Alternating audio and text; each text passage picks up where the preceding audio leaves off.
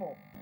ఆ స్మయాన అమృత భర్త చూపులోని ఆంతర్యమేమిటో గ్రహించి దేవతలైన దానవులైన మానవులైన మనభక్తులే కదా నిరంతరం స్థిర సౌభాగ్య సంపదను కాపాడేటువంటి ఆ సర్వమంగళ స్వరూపిణి పార్వతీదేవి తన మాంగళ్య సౌభాగ్య ఆ భయంకర కాలకూట విషాన్ని తన భర్త మింగేందుకు అనుమతినిచ్చిందట అని గౌరీ యొక్క కరుణా కటాక్షముతో అనుగ్రహంతో వైధవ్య బాధలు లేకుండా వారి జీవితాంతం సకలపడింది. పార్వతీదేవికి మరో పేరు మంగళగౌరి. కుంకుమ పూలు సుగంధాది మంగళ ద్రవ్యాలలోనూ ఆవునేతితో చేసినటువంటి ప్రకాశించే జ్యోతులలో వెలుగై ఉంటుందట.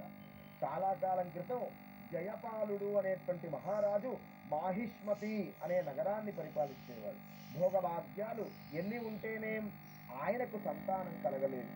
ఆ దంపతులకు అదే దిగులు అనేక కాలాల పాటు దిగులు పడుతూ ఉండేవారు. ఎన్ని నోములు నోచినను ఎన్ని దానాలు చేసినను ఫలితము శూన్యమైందట. చివరికి పరమేశ్వరునికి ఆ మహారాజు దంపతులపై కరుణ కలిగింది. పరమేశ్వరుడు సన్యాసి రూపంలో మహారాణి గారు ముందుగానే పళ్ళెంతో సహా భిక్ష వెయ్యబోయింది సిద్ధంగా ఉండి.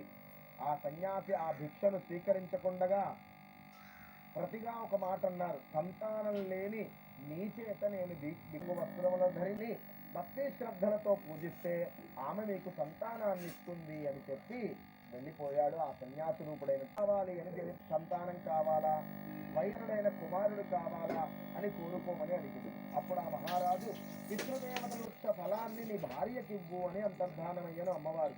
జయపాలుడు ఆ వృక్షానికి ఉన్న పండ్లన్నీ కోసేసరికి గణపతికి కోపం వచ్చినది. ఇందుకు ఫలితంగా నీకు జన్మించే కుమారుడు 16వ ఏట సర్పము బారిన పడి తన కాటుకు మరణిస్తాడు అని చెప్పుతూ అన్నది. కాశీ విశ్వేశ్వరుని దర్శించి వచ్చాక వివాహాన్ని చేద్దామని చెప్పి తన కుమారునితో సహా అతని మేనమామతో కాశీకి ప్రయాణానికి పంపించారు. త్రోవలో వారు ప్రతిష్టానపురము అనే పురానికి సుశీల అనే కన్య కూడా ఉంది. మరొక కన్యతో ఈ సుశీల గొడవ పడుతూ ఉండగా సుశీల వారి మాటలు విని నవ్వుతూ అనింది, మీరు ఆ మాటలు ఎన్ని అన్నను కూడా మా అమ్మగారు ఎప్పుడూ కూడా మంగళగౌరి వ్రతం ఉండరు, ఆ యొక్క స్థితి మాకు కలగదు అని చెప్పారు. ఆ విషయాన్ని ఇవ్వు, దాంతో నీ భర్తకు ఆ యొక్క ప్రాణగండం తప్పుతుంది అని అంతర్ధానమవుతుంది ఆ యొక్క జగన్మాత. వెంటనే ఆ స్వప్నం నుంచి ఉలిక్కిపడి ఆ సుశీల మేల్కొనగా తన భర్త ఎదుట ఒక సర్పం కనిపించినడానికి వచ్చి బస చేశాను. ఆ రాత్రి అతడి స్వప్నమందు మంగళగౌరీదేవి యమభటులతో యుద్ధము చేసి ఓడించి గుర్తుపట్టి మర్యాదలు చేసి ఆ తారతో సహా సుశీలకు అప్పగింతలు తెలిపి ఆ యొక్క అల్లుడితో తన సుశీలని తన కుమార్తెను అత్తవారింటికి పంపెను. ఈ విధంగా పుట్టింట శ్రావ అంధులుగా అంటే కళ్ళు లేని వారుగా ఉండుట చూసి తనతో ఈ మంగళగౌరి వ్రతాన్ని ఆచరించి తెచ్చిన కాటుకను వారి కన్నులకు పెట్టగా వారికి దృష్టి దోషము తొలగి దృష్టి వచ్చింది.